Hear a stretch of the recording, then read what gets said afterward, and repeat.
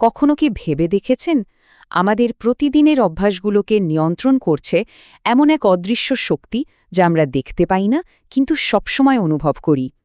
আজকের আলোচনায় আমরা ঠিক এটাই জানতে চলেছি, কিভাবে আমাদের পরিবার, বন্ধু অর্থাৎ আমাদের চারপাশের সমাজ আমাদের পছন্দগুলোকে গোপনে প্রভাবিত করে চলেছে। এই ব্যাপারটা বুঝতে হলে চলুন শুরু করা যাক একটা বেশ বড় প্রশ্ন দিয়ে, যা প্রতিভা আর মেধা সম্পর্কে আমাদের সাধারণ বিশ্বাসকে একদম নাড়িয়ে দেবে। ইনি হলেন লাজলো পোলগার, একজন হাঙ্গেরিয়ান সাইকোলজিস্ট, যার এই কথাটার উপর বিশ্বাস এতটাই দৃঢ় ছিল যে তিনি তার নিজের সন্তানদেরকেই এক জীবন্ত পরীক্ষায় পরিণত করার সিদ্ধান্ত নেন, শুধু তার এই ধারণাটাকে সত্যি প্রমাণ করার জন্য। আর সেই পরীক্ষার ফলাফল এক কথায় অবিশ্বাস্য। এই যে দেখছেন, এরাই তার ৩ মেয়ে, সুজান, সোফিয়া আর জুডিথ। ওরা শুধু ভালো দাবারই হননি, একজন জীবন্ত কিংবদন্তিতে পরিণত হয়েছিলেন আর পুরো দাবা বিশ্বকে শাসন করেছিলেন। কিন্তু এই অসাধারণ সাফল্যের গল্পটা একটা প্রশ্ন তুলে দেয়, কিভাবে ওরা এত কঠিন একটা রুটিনকে ভালোবেসে ফেলল? ওদের শৈশব কি তাহলে খুব কষ্টের ছিল? এখানেই কিন্তু লুকিয়ে আছে আজকের আলোচনার আসল রহস্য। তাহলে চলুন পোলগারদের গল্পের পেছনের মনস্তত্ত্বটা বুঝতে এই ৫টা বিষয় একটু ভেঙে দেখি। তাহলেই বোঝা যাবে আমাদের সামাজিক পরিবেশ আসলে কতটা শক্তিশালী হতে পারে। চলুন শুরু করা যাক একদম গোড়া থেকে। আমাদের সবার মধ্যে দলে থাকার বা অন্তর্ভুক্ত হওয়ার একটা মৌলিক চাহিদা কাজ করে।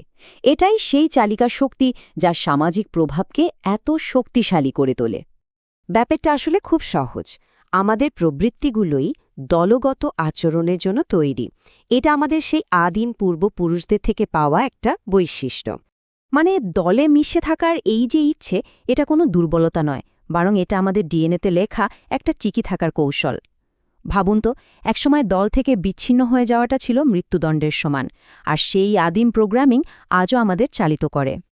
আমরা মূলত ৩টে গোষ্ঠীর অভ্যাস নকল করি, আর এর মধ্যে প্রথমটা হলো তারা যাদের সাথে আমরা সবচেয়ে বেশি সময় কাটাই।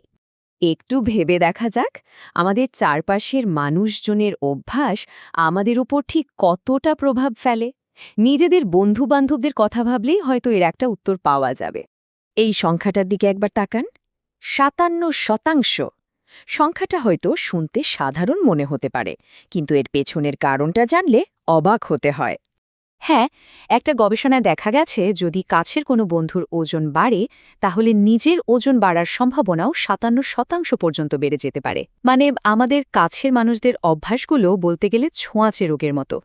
এবার আসা যাক দ্বিতীয় গোষ্ঠীর কথায়, অর্থাৎ আমাদের বৃহত্তর সমাজ বা সংস্কৃতি, যার সাথে মানিয়ে চলার জন্য আমরা সবসময় একটা চাপ অনুভব করি। ৫০-এর দশকে মনোবিজ্ঞানী সলোমন অ্যাশ একটা দারুণ পরীক্ষা করেন।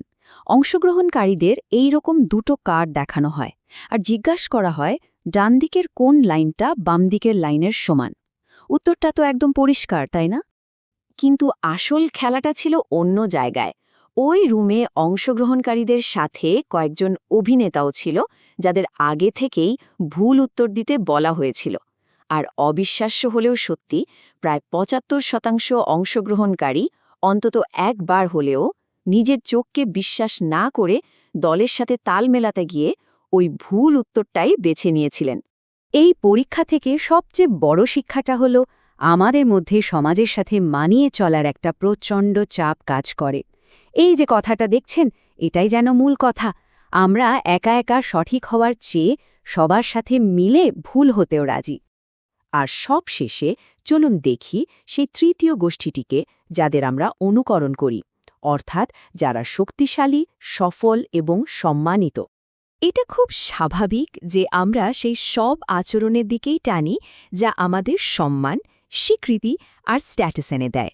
আমরা অবচেতনভাবেই সফল মানুষদের অভ্যাসগুলো নকল করি, কারণ আমরাও তাদের মতো হতে চাই। যখন আমরা দেখি সফল ব্যক্তিরা কোনো নির্দিষ্ট কাজ করছেন, তখন সেটাই আমাদের কাছে সঠিক বলে মনে হয়। এবার পোলগার বোনেদের গল্পে ফেরা যাক। ওদের কাছে দাবা খেলাটা এত আকর্ষণীয় কেন ছিল? কারণ এটা তাদের সম্মান এনে দিত। বাবা মায়ের প্রশংসা, সমাজের পুরস্কার আর গ্র্যান্ড মাস্টারের মতো বিরাট একটা স্ট্যাটাস, এই সব কিছু তাদের অভ্যাসটাকে আরও মজবুত করে তুলেছিল। তাহলে এই পুরো আলোচনা থেকে আমরা কি শিখলাম? চলুন সব কিছুকে মিলিয়ে একটা কার্যকর কৌশলে আসা যাক। সবচেয়ে বড় কথা হলো এমন একটা পরিবেশে নিজেকে নিয়ে যেতে হবে যেখানে যে ভালো অভ্যাসটা গড়ে তুলতে চাই সেটা করাই হলো স্বাভাবিক নিয়ম, মানে যেখানে ভালো কাজ করাটাই সহজ। আর এই কাজটা করার জন্য দুটো সহজ ধাপ আছে। প্রথমত, এমন একটা দলে যোগ দিন যেখানে আপনার পছন্দের আচরণটাই হলো সাধারণ নিয়ম। আর দ্বিতীয়ত, খেয়াল রাখুন যেন সেই দলের সাথে আপনার আগে থেকেই অন্য কোনো বিষয়ে মিল থাকে। ব্যাস, তখন নতুন অভ্যাস গড়ে তোলাটা অনেক বেশি সহজ আর আকর্ষণীয় হয়ে উঠবে। আমরা তো বুঝলাম সমাজ কিভাবে আমাদের অভ্যাসকে গড়ে তোলে, কিন্তু একটা প্রশ্ন কিন্তু থেকেই যায়। যখন আমরা একা থাকি তখন কেন বারবার পুরনো খারাপ অভ্যাসে ফিরে যাই? কেন একটু চাপ বাড়লেই সিগারেট বা ফোনের স্ক্রিনের দিকে হাত চলে যায়? প্রত্যেকটা খারাপ অভ্যাসের পেছনে লুকিয়ে থাকা আসল মানসিক কারণটা কি? এই রহস্যের জট খুলতে আমাদের পরের আলোচনাটি দেখতেই হবে।